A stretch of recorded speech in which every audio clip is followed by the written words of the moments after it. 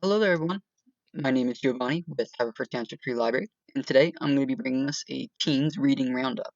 Now, what I'm going to be doing is I'm going to be giving us some recommendations off of Hoopla today, and like I said, this is going to be more of a teen recommendation video because a couple of the comics are a bit mature, so I would say this is probably best for those above 15 to 16 years old.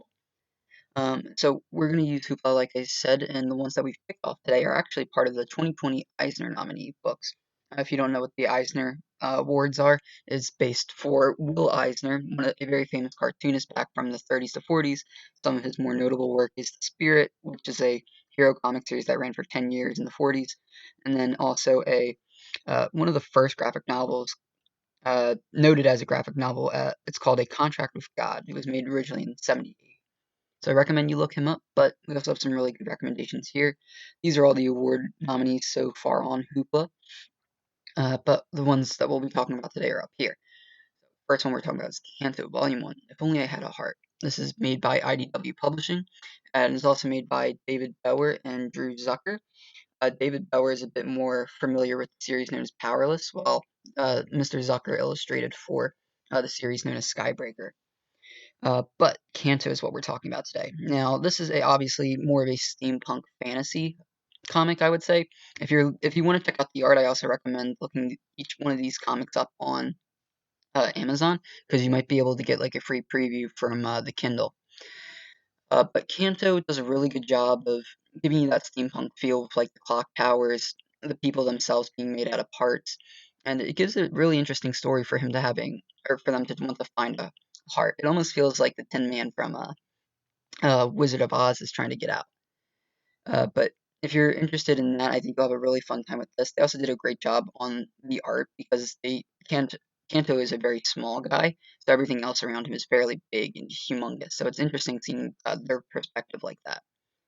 The next thing that we're going to talk about is a little bit farther back in years. We're talking about Usagi Yonjimbo and other stories. Now, this is kind of a remade one, but the original series is back from 1984, actually, made by Stan Sakai and illustrated by him too. He actually also worked on 47 Ronin's graphic novel.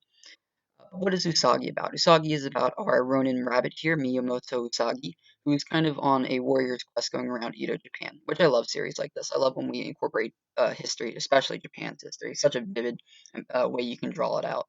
And as you can see, we're using animals instead of people for this as well, which can kind of give it a different feel.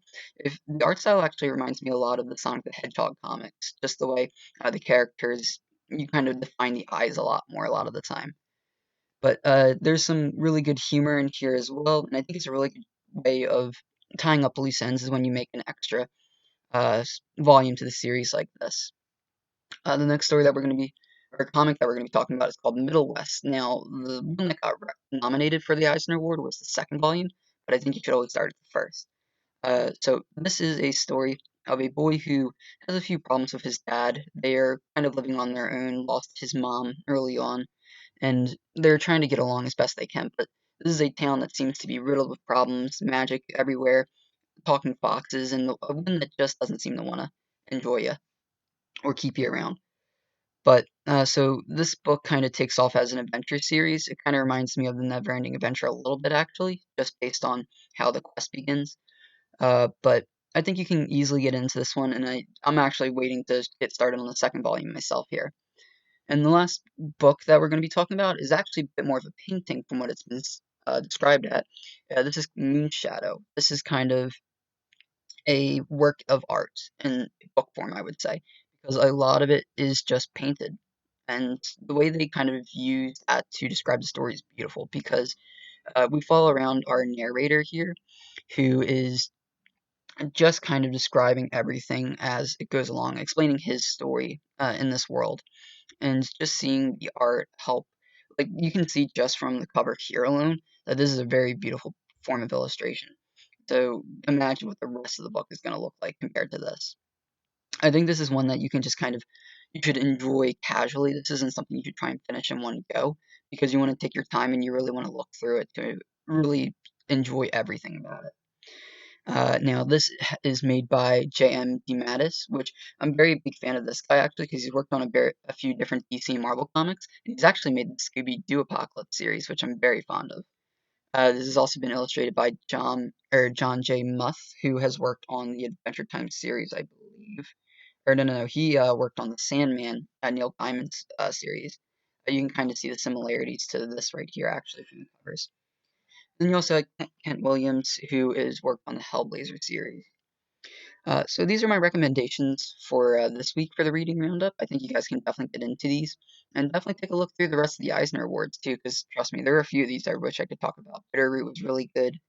I wanted to try Ghost Tree out still. Harley Quinn, this is my favorite DC comic so far that they've made. But yeah, let me know what you guys think about this. You can reach us here on our website, and you can reach us on any of our social media accounts at Haverford Township Free Library. All right, I've been Giovanni, and I hope that you guys have a nice rest of your day. Bye bye now.